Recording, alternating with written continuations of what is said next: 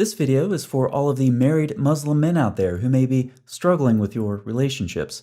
Is your marriage or marriages with your wife or wives on the rocks? Are you finding no happiness when you're plowing your field, so to speak? Is managing your female property more trouble than it's worth? I suggest it's because you have strayed too far from Muhammad's example and sacred Islamic law. So, to help out, I present to you 5 steps to a happy Muslim marriage. Step 1, marry young. Nope, younger.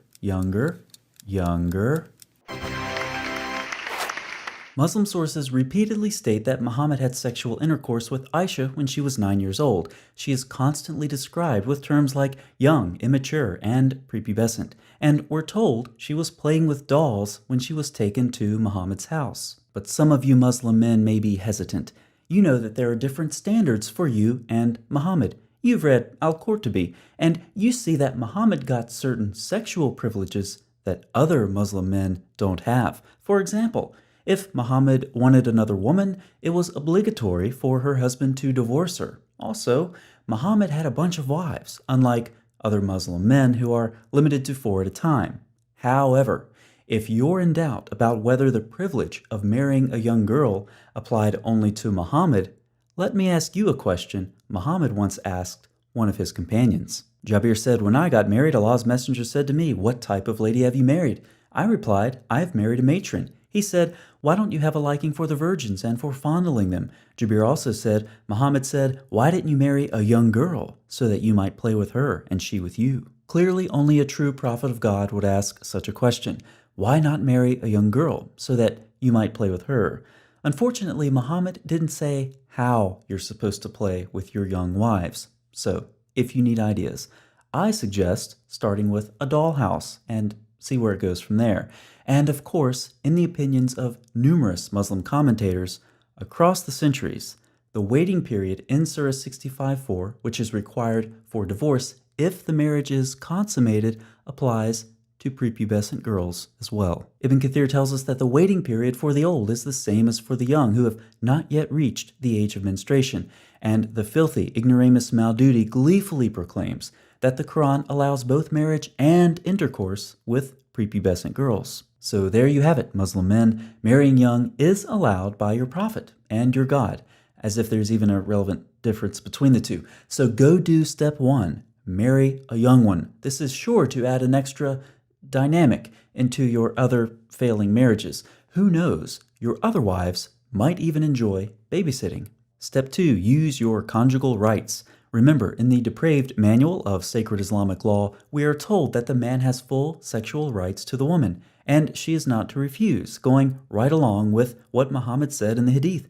Stipulations most entitled to be abided by are those with which you are given the right to enjoy the woman's private parts. Further, Islamic law says men don't have to support their wives if the women fail to hold up to their end of the sexual bargain.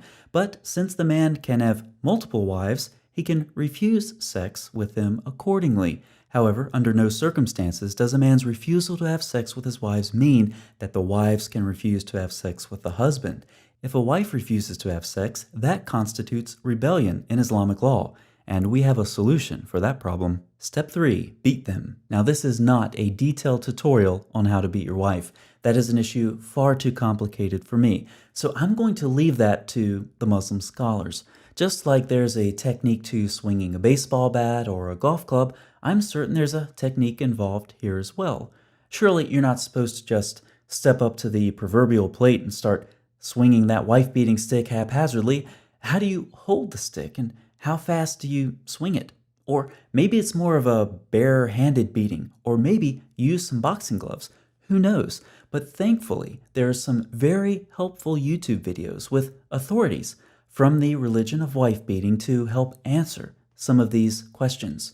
But for our purposes, when we think of physical discipline, perhaps the first thing that comes to mind is spanking a child. This works especially well since, according to Islamic law, your wife may actually be a child. However, does physical discipline still apply in the unfortunate event your wife is an adult? Sure does. Allah clarifies. But those wives from whom you fear arrogance, advise them if they persist, forsake them in bed, and finally strike them. But how do you know when exactly you can beat her? Anytime she's being rebellious, which includes all kinds of things like leaving the house without permission or refusing sex with the husband. Notice how Islamic law very diligently looks out for the sexual interest of men, just like Allah in Muslim paradise, where He's prepared large breasted virgins. But you don't want to wait until paradise. You want it now. You've tried to apply step 2, use your conjugal rights. Your wife for the night has refused, so you've beaten her. Step 3, it was a stern thrashing, and you hit her multiple times, but you didn't cause any blood to flow or break any bones, so you're within the limits of Sharia law, which clarifies what Allah left exceedingly vague in the Quran. But now that you've applied step 3, she is definitely not in the mood to give you those conjugal rights. 2 options. First, you can threaten her. Just like Muhammad and Allah, which again seem curiously like the same person, the angels are also concerned about the sexual well-being of Muslim men. If a woman refuses sex, the angels will curse her until morning. Now, it's unclear exactly what this threat is.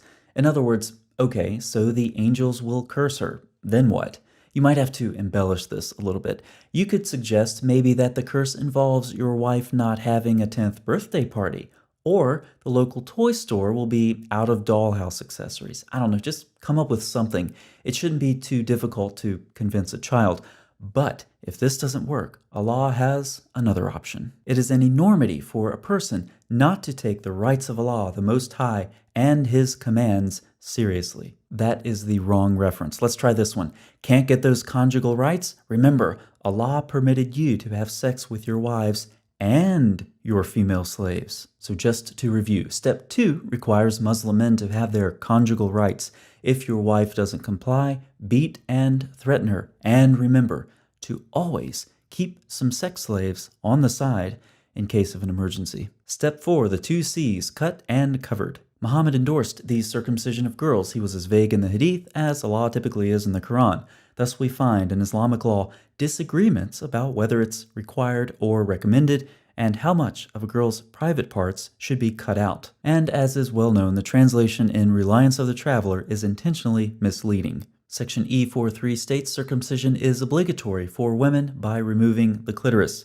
The Hanbalis and Hanafis disagree. The health benefits of this procedure for girls and women can be described as follows. This procedure has no health benefits for girls and women. The procedures can cause severe bleeding, problems urinating, cysts, infections, infertility complications in childbirth, and increased risk of newborn deaths. I guess Muhammad, with all of his scientific knowledge, just couldn't figure this one out. It is a violation of human rights of girls and women. Of course, whether or not this is a violation of women's rights in Islam can be debated, since you can't violate something you never had in the first place. The second C, keep those things covered, like Umar told you to. Narrated Umar, my Lord agreed with me in 3 things. What's the second thing, Umar? And as regards the veiling of women, I said, O Allah's messenger, I wish you ordered your wives to cover themselves from the men, because good and bad and blah, blah, blah. So the verse of the veiling of women was revealed. All Umar had to do was drop a quarter into Muhammad's vending machine of Quranic verses, and out popped a revelation from Allah on the veiling of women. In spite of the arbitrary and self-serving way this verse was revealed, Muslim men should not lose sight of its importance. In the unlikely event that your wife heals fully from her circumcision and actually feels like going out of the house, the nakedness of a woman that she is forbidden to reveal differs in the Shafi'i school according to different circumstances. When outside the home on the street, it refers to the entire body. And if your wife doesn't like being wrapped up in a sack, she's not allowed to leave the house without your permission anyway. So, who cares? Now, go put these 4 steps into practice, and I'm sure you'll be on your way to a healthy, happy, fulfilling marriage, or marriages, in no time.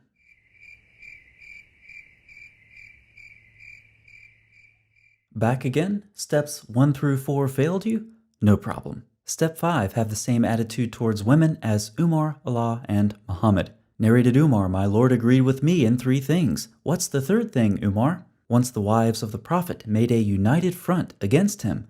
Why would they do that? Umar said, it may be that if the Prophet divorces you, Allah will give him better wives than you. So the verse was revealed. And here it is, Surah 66, verse Umar. Perhaps his Lord, if he divorced you all, would substitute for him wives better than you. So if it's not working out, just divorce them and start over.